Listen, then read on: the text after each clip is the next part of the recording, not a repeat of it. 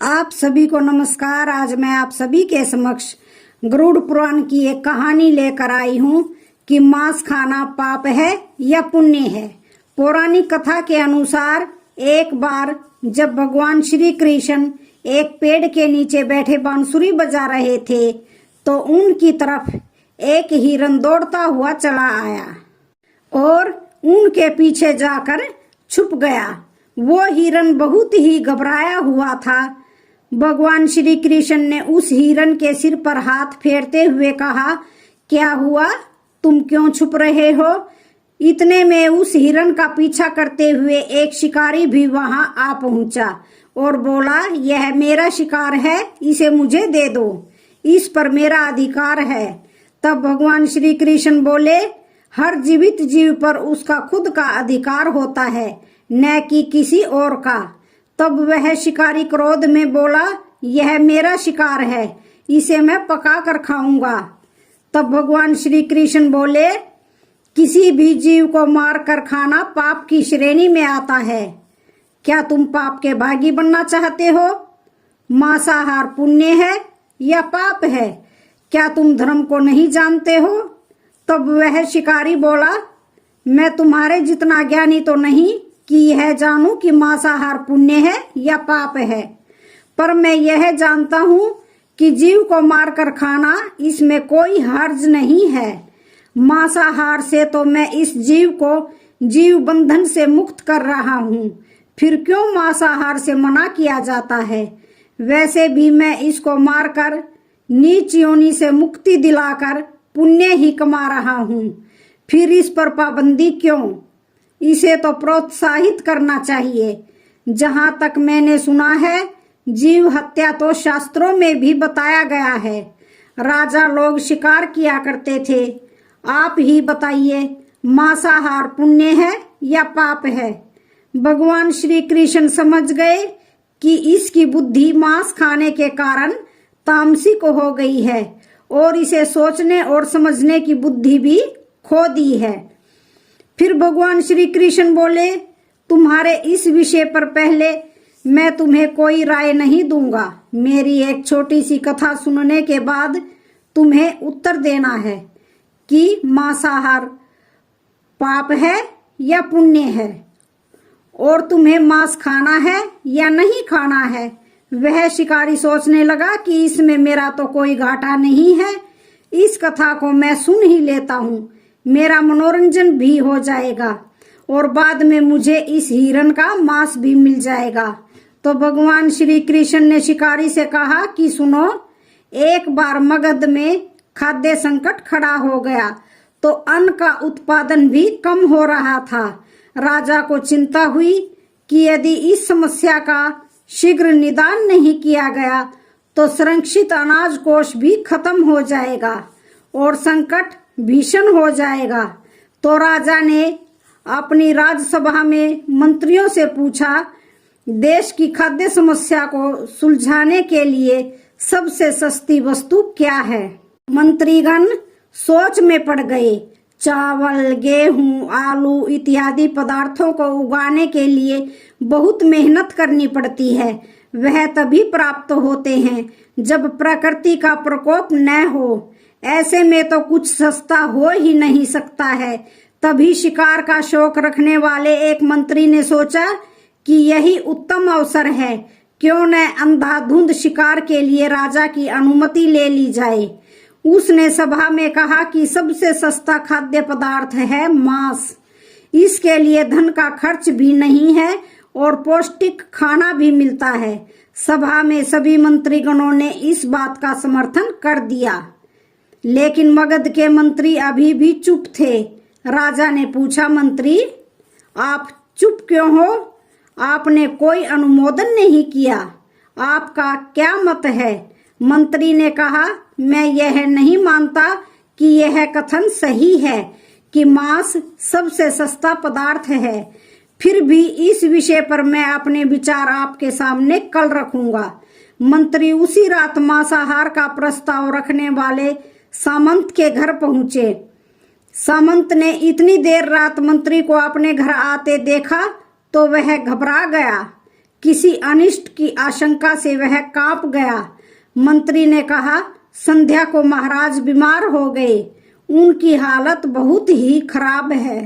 राजवेद ने कहा है कि किसी शक्तिशाली देह का 2 तोला मांस मिल जाए तो राजा के प्राण बचाए जा सकते हैं।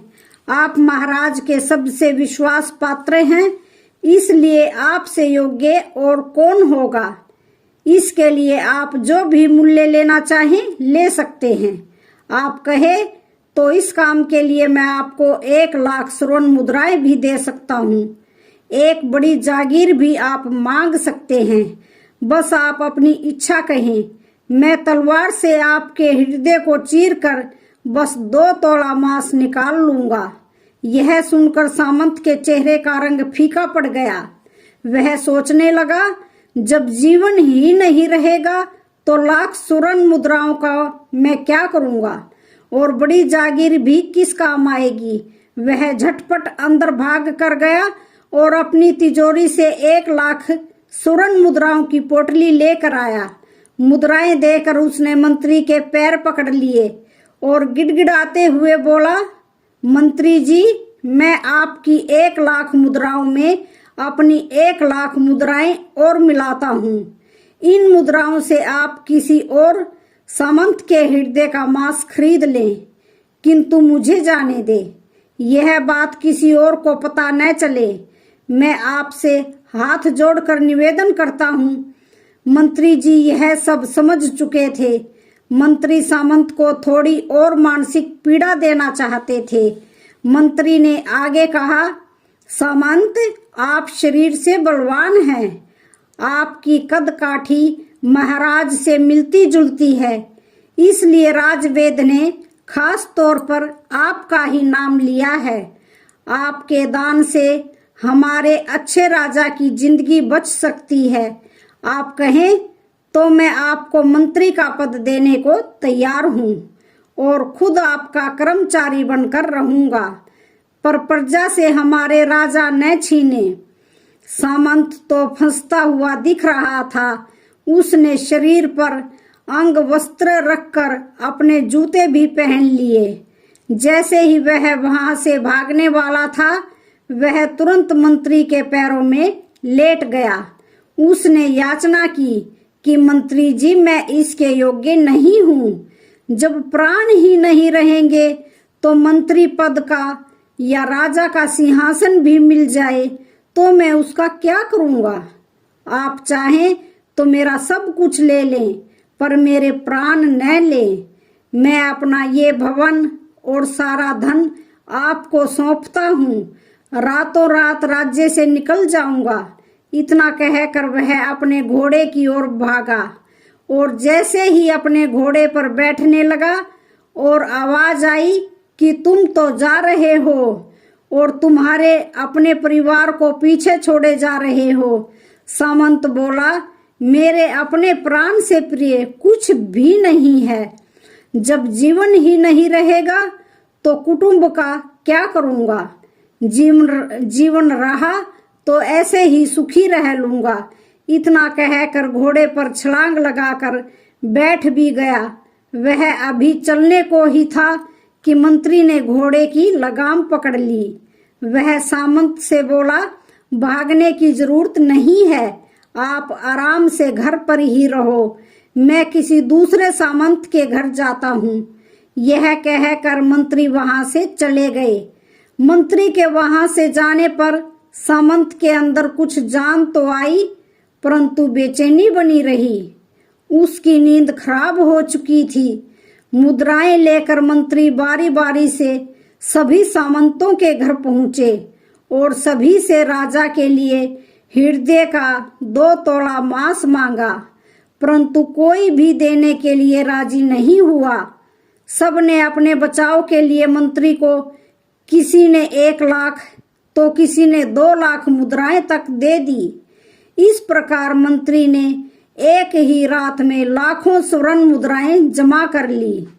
फिर सुबह होने से पहले ही अपने महल में पहुंच गया।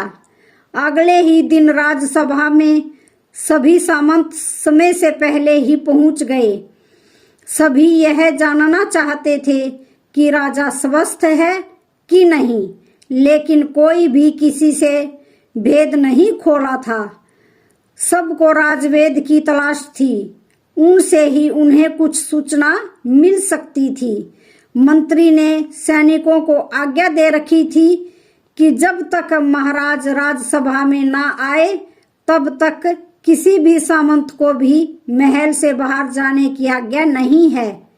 राजा सभा में अपनी चिर परिचित गति में आए और अपने सिंहासन पर आकर बैठे। सभी सामंतों ने देखा कि कहीं से भी राजा उन्हें अस्वस्थ नहीं लगे। उन्हें तो कुछ हुआ ही नहीं था। मंत्री ने उनसे झूठ बोला। हर सामंत के मन में यही विचार चल रहा था, पर कोई भी किसी और को कुछ भी नहीं बोल रहा था। तभी मंत्री ने राजा के समक्ष 40 लाख स्वर्ण मुद्राएं रख दी। राजा ने पूछा, ये स्वर्ण मुद्राएं किसके लिए हैं और कहां से आई हैं? मंत्री ने कहा, 2 तोले मांस के लिए इतनी धनराशि जुटाई है, पर मांस नहीं मिला। अपनी जान बचाने के लिए सामंतों ने यह मुद्राएं दी हैं। अब आप यह विचार कीजिए कि मांस कितना सस्ता है। राजा को बात समझ में आ गई। उन्होंने प्रजा को अतिरिक्त परिश्रम करने का निवेदन किया और राजा के अनाज भंडार में से अनाज निकालकर श्रमिकों को दिया गया। उन्होंने पौष्टिक सब्जियों की खेती का तुरंत आदेश दिया। वह 40 लाख स्वर्ण मुद्राएं इसी कार्य के लिए और श्रमिकों के कल्याण के लिए खर्च की गईं। ऐसे साग सब्जी तेजी से उगी जिससे प्रजा का कल्याण भी हुआ और पौष्टिकता भी मिली। कुछ समय बाद मौसम अनुकूल हुआ और खेती लहलहाने लगी। इस प्रकार राज्य से खाद्य संकट दूर हुआ। परमात्मा से यह ज्ञान पाकर शिकारी परिपूर्ण हो गया और उसे ज्ञान की प्राप्ति हो गई और वह जान गया कि महानता जीवन लेने में नहीं बल्कि जीवन देने में है। शिकारी भगवान श्री कृष्ण के आगे हाथ जोड़कर वहां से चला गया और उसने कसम खाई कि वह अपने संपूर्ण जीवन में किसी को भी कभी कोई चोट नहीं पहुंचाएगा। भगवान श्री कृष्ण हमें इस कथा के जरिए समझाना चाहते हैं कि हम यह नहीं भूलें कि जिस तरह हमें अपनी जान प्यारी है, उसी तरह सभी जीवों को भी अपनी जान प्यारी होती है। तो आज की वीडियो का यहीं पर समापन होता है। वीडियो अच्छी लगे तो चैनल को लाइक, शेयर, सब्सक्राइब जरूर करें। धन्यवाद।